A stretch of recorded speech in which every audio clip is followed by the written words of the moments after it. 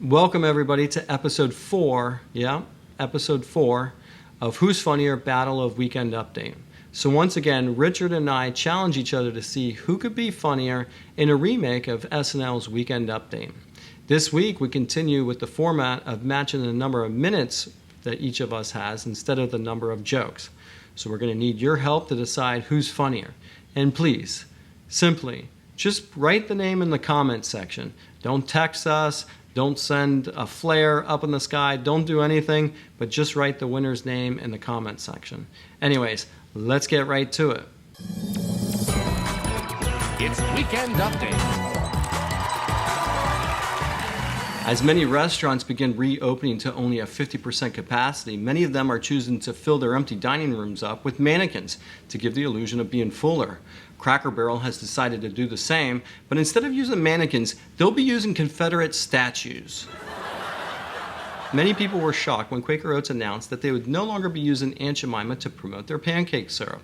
Many others felt it was a terrible decision, because firing a black woman for no reason is still racist.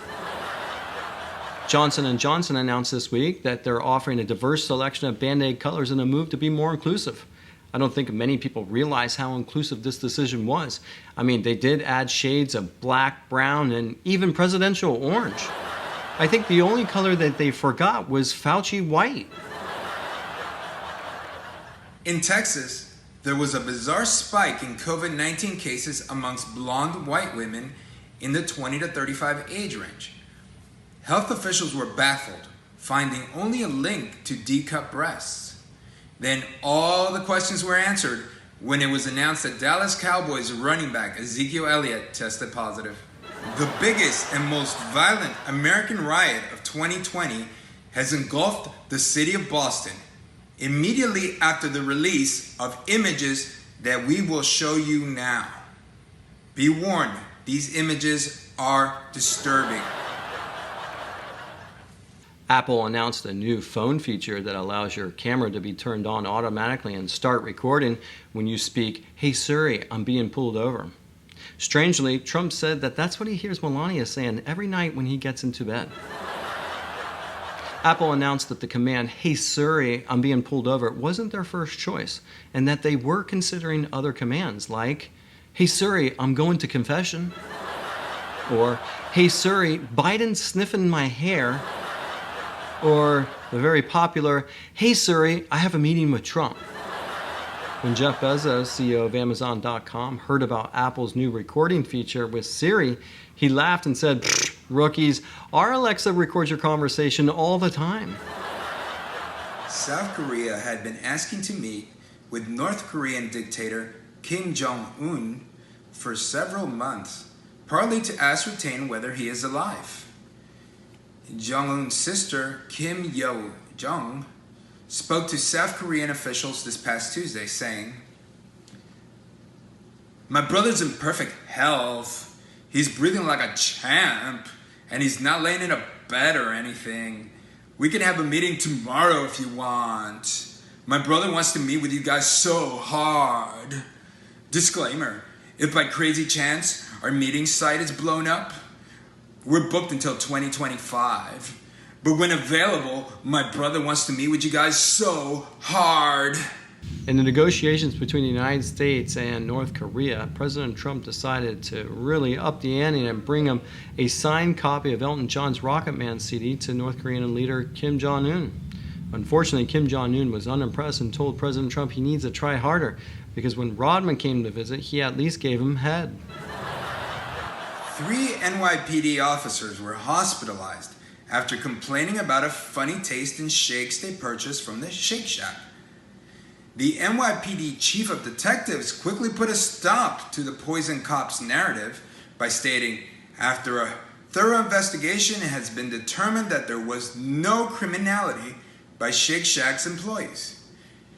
You see, the threshold for criminality in New York is 12 ounces of semen. As coronavirus cases increases in many states, it has been reported that Dr. Anthony Fauci hasn't spoken to Donald Trump in months. Fauci was so sad and missed his daily briefings that he even offered to attend Trump's rally in Tulsa. We got our hands on a voice message that Dr. Fauci left Donald Trump, Hey Donald, it's Dr. Anthony Fauci. Miss you. Hope you're wearing your mask. Okay, hope you get a big turnout in Tulsa. All right, bye. The Boogaloo Boys have been in the news. They are a heavily armed, right-wing extremist group. One of their elders, who sounds like Forrest Gump, explained the origin of their name as follows. You know, the American Civil War was like the movie Breaking, and the impending Civil War that will forever free us from government as we know it is like the award-winning movie Breaking 2 Electric Boogaloo. But we must always be vigilant, and I mean always, of said beat street. Mistakenly, Ford was planning on unveiling their new Bronco on O.J. Simpson's birthday. Ford representatives said it was all just a crazy coincidence and they never intended any of this to happen. They also said they're scrapping plans of a photo op of the new Bronco racing down the 405 being chased by cops.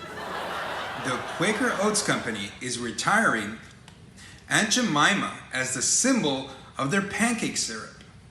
When asked what he thought of Aunt Jemima's dismissal, America's Got Talent judge Simon Cowell said, "I am thrilled. She was the worst diva we ever had, and that includes me. Her bias toward black acts was excessive. That's not fair to our show or its watchers."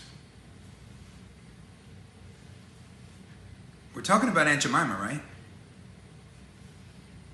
President Trump must have been channeling his inner Kanye West when he was speaking about Juneteenth, saying, "I made that bitch famous."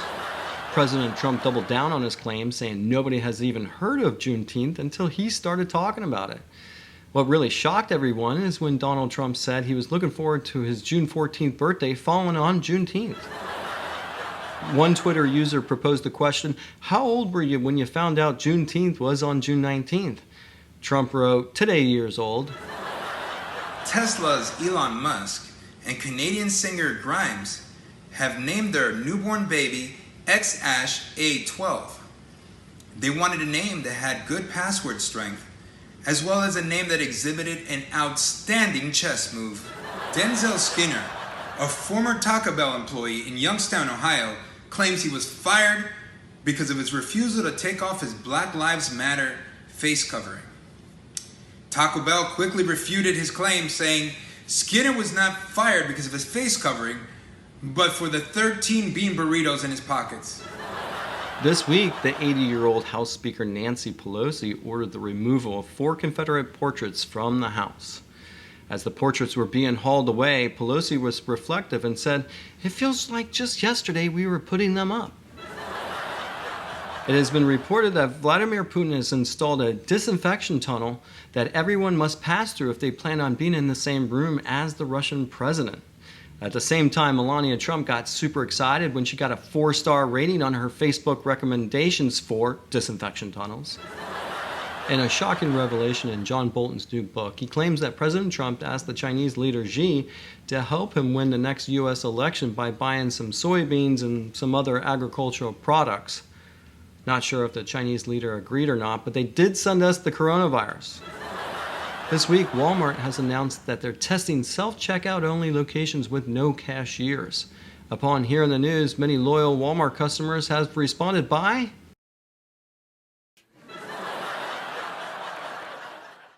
Congressman Matt Gaetz of Florida has recently revealed that he has a 19-year-old adopted son from Cuba. Not that there's anything wrong with that.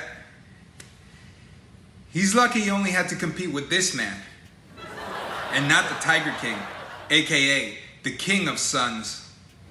After seeing so many tell-all books about Trump this week, Melania Trump said she wants in on the action and has decided to write her own book. She received advance payment for the book after renegotiating her prenup. In a 5-4 rule in the Supreme Court blocked President Trump's push to end Obama's Dreamer program that protected 700,000 immigrants from being deported. After hearing the court's decision, President Trump said he never really intended to deport them. Rather, he was looking to help the economy by exporting them. Soon after the court's decision, President Trump tweeted, "Do you get the impression that the Supreme Court doesn't like me?" The Supreme Court tweeted, "Yes!" So it's been confirmed that President Trump has asked Ukraine, Russia, and China to help him win the 2020 election. And you're still mad that Joe Biden said you're not black if you vote for Trump? Now, I would like to introduce you to Ricardo Montalban's grandson, who is going to talk about the memes in which NFL players are being converted to women. Hi, I am Ricardo Montalban's grandson, Ricardo, and I want to talk about the quarterbacks of the AFC East. Samantha Darnold? I'm sorry. Jocelyn Allen? I'm sorry.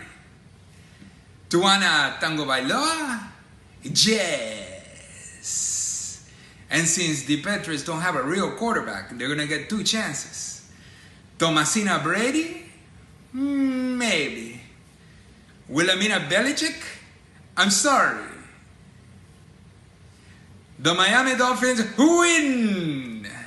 And now, here's a bonus. Let's look at some other quarterback women. Patricia Mahomes. Yes.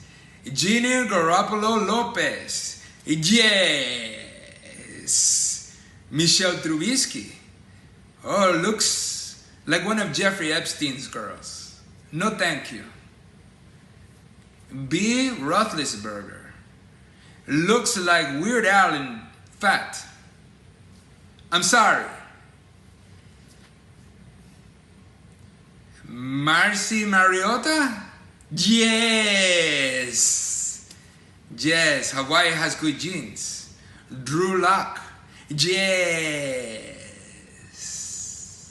Former Dolphin, Jane Cutler? Yes. Again, in a not surprising revelation, it's been written in John Bolton's book that tough guy Mike Pompeo slipped John Bolton a note in reference of Trump saying he's full of shit. Then 5 minutes later, you can see Mike Pompeo with a 5-gallon bucket and a mop. Sometimes I feel like Trump just forgets he's president and not some jerk in the comment section on YouTube. It seems to me if all the comment sections of all the social media sites got together and built themselves a troll bot, it would look just like Trump. In a 6-3 decision, the Supreme Court forbids anyone from being fired at their job for their sexual identity or their sexual preference. So dancing crosswalk guards, you're safe. Male waiters at Hooters, you're safe. First off, I want to send a shout out to the Goodfellas. And for Weekend Update, I'm Richard. And I'm Ryan, and we hope you that have you a have a safe safe and happy week. Don't forget to like and subscribe to my YouTube channel, and please, simply comment below who the winner is. Thanks for watching.